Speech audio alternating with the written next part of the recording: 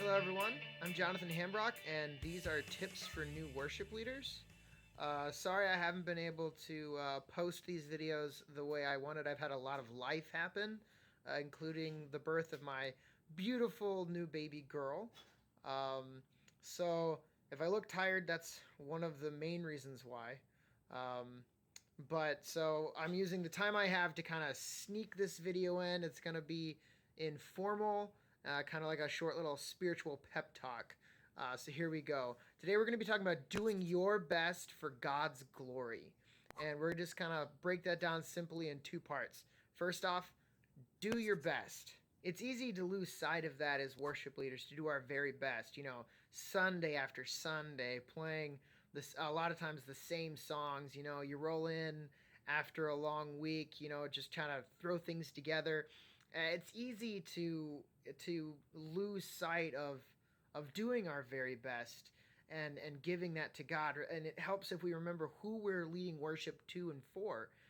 We're leading worship to the God of the entire universe, to Jesus Christ, who saved us from our sins.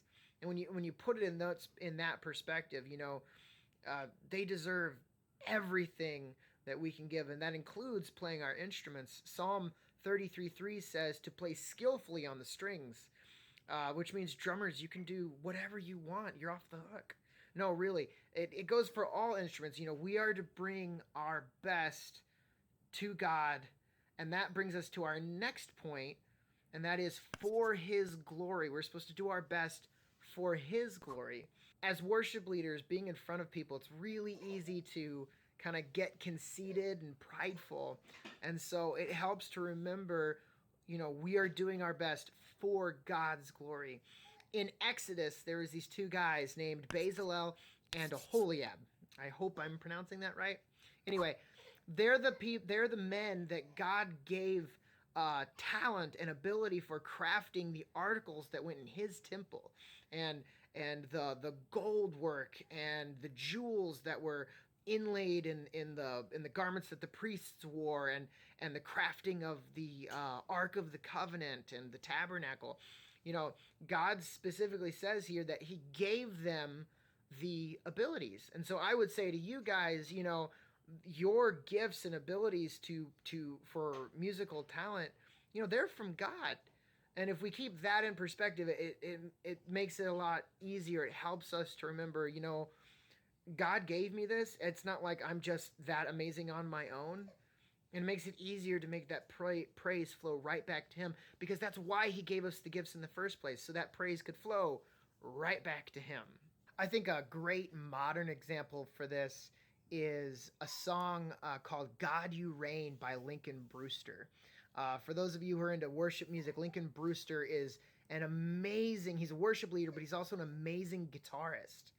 And in the end of that song, there's a place where, there's a big choir singing, and, he just takes off on this awesome guitar solo. And, he's not a bad singer, but he is a fantastic guitar player.